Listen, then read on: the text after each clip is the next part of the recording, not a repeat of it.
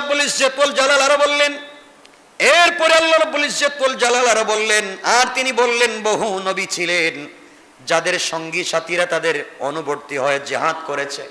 অনেক নবী ছিলেন যাদের সঙ্গী সাথীরা জিহাদ করেছে, আল্লাহর পথে তাদের কিছু কষ্ট হয়েছে বটে, কিন্তু আল্লাহর রাহে তারা হেরেও যায়নি।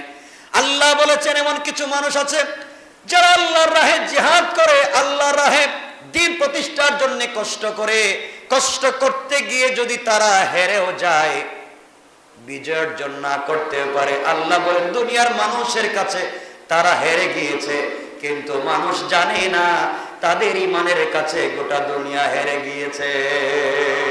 ঠিক কিনা বলেন? আমার বন্ধুগণ, আমার ভাইরা মনে করেন ঠান্ডার রাত্র যখন হয়ে যায়, ঠান্ডার রাত্রে আপনি ভালো করে কম্বল দিয়ে ঘরের ভিতরে হিটার ছেড়ে ঘুমিয়ে পড়েন, আজান হচ্ছে আপনার খবর নাই, আর একজন নামাজি আজানের সাথে সাথে ঘুম থেকে উঠে গেল, ঠান্ডা পানি দিয়ে ওযু করলো, আল্লাহর আওয়াজ, আল্লাহর ডাক তাকে ঠান্ডা পানি আটকাতে পারে নাই, ঠান্ডা তাকে আটকাতে পারে নাই, ঠান্ডার মধ্যে দাঁড়িয়ে গিয়েছে। আল্লাহ বললেন তাকে যখন দমাতে পারে নাই, দুনিয়া যখন ঠান্ডার কাছে আক্রান্ত হয়ে যায়, গোটা দুনিয়াবাসী ঠান্ডার কাছে, শীতের কাছে পরাজিত হয়ে যায়, কিন্তু একজন ইমানদারের কাছে শীত পরাজিত হয়ে যায়। ঠিক কিনা বলেন?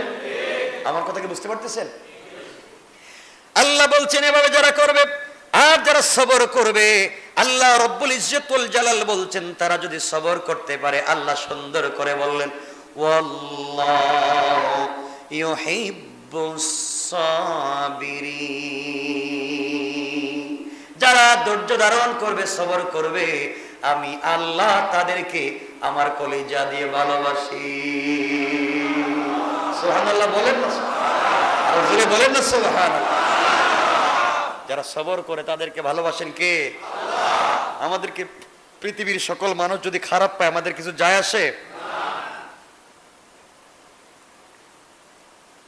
এমন সময় কি করতে হবে আল্লাহ বলতেছেন, কষ্ট হচ্ছে না তো? এরপরে রাত আল্লাহ দেখেন কি বলছেন, আল্লাহ বললেন ওয়ামা কানা কাউলুহুম ইল্লা ক্বালু রব্বানা ইগফির লানা যুনুবানা ওয়া ইসরাফানা ফি আমরিনা ওয়া সাব্বিত আকদামানা ওয়ানসুরনা আলাল কওমিল কাফিরিন। আল্লাহ রাব্বুল ইজ্জত ওয়াল জালাল বললেন, আর তারা কিছুই বলেনি, তারা কিছুই বলতে চায়নি, তারা কিছু আমাকে শোনাতে চায়নি, লজ্জায় কিছু বলতে চায়নি, তারা শুধু বলেছে হে আমাদের পালনকর্তা রব, মোচন করে দাও আমাদের এই জিন্দেগির পাপগুলা। এই কথাই শুধু বলেছে, আর কিছু বলতে পারলো না। রব্বানা গফির লানা যুনুবানা, হে আমাদের পালনকর্তা আমাদের গুনাহগুলোকে মোচন করে দাও, যা কিছু বাড়াবাড়ি হয়ে গিয়েছে আমাদের কাজের মধ্যে। এরপরে বলছে ওয়া ইসরাফানা ফি আমরিনা, চলার পথে অনেক সময় বাড়াবাড়ি করে ফেলেছি আল্লাহ তাআলা, যতগুলা বাড়াবাড়ি করেছি তুমি আমাদেরকে এগুলার থেকে মুক্ত দান করো। এরপরে আমাকে বলছে, আল্লাহ বলছেন ওয়াসাব্বিত আকদামানা, আর বলেছে আল্লাহ তাআলা আমাদিগকে দৃঢ় রাখো, শক্ত রাখো।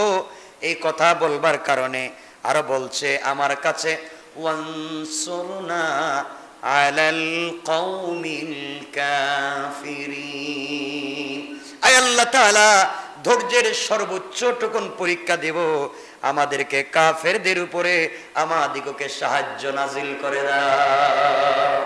আল্লাহ রাব্বুল ইজ্জত ওয়াল জালাল বললেন, গোলাম যখন এইভাবে আমার কাছে অনুনয় বিনয় করে, কাকুতি মিনতি করে বলতে থাকে, আমি আল্লাহ রাব্বুল ইজ্জত ওয়াল জালাল রহমতের ফেরেশতাদেরকে জানায়া দেই, ফেরেশতারা শুনো রে, আমার গোলাম এত কষ্টে থাকবার পরে ধৈর্য ধারণ করেছে, সবর করেছে, এরপরে আমার থেকে মুখ ফিরিয়ে নেয় নাই, ঠান্ডার সময় দাঁড়িয়েও আমাকে সেজদা করতেছে, এত কিছুর পর আমি আল্লাহকে ভুলে যাই না, আমি আল্লাহ ভুলে গেলাম না। গোলাম আমার কাছে বলেছে আমি যেন তাদেরকে ক্ষমা করে দিই, তোমরা শুনে রাখো, শুধু ক্ষমা করে দিলাম তা না, আমল নামার মধ্য থেকে গুনাহগুলোকে ক্ষমা করে এই পরিমাণ সওয়াব তাদের আমল নামায় লিখে দিয়া স্পেশাল সার্টিফিকেট দিয়া দিলাম, বান্দারে তোর যতজন মন চায় ততজনকে শাফাআত আর সুপারিশ করে জান্নাতে নিয়ে যা।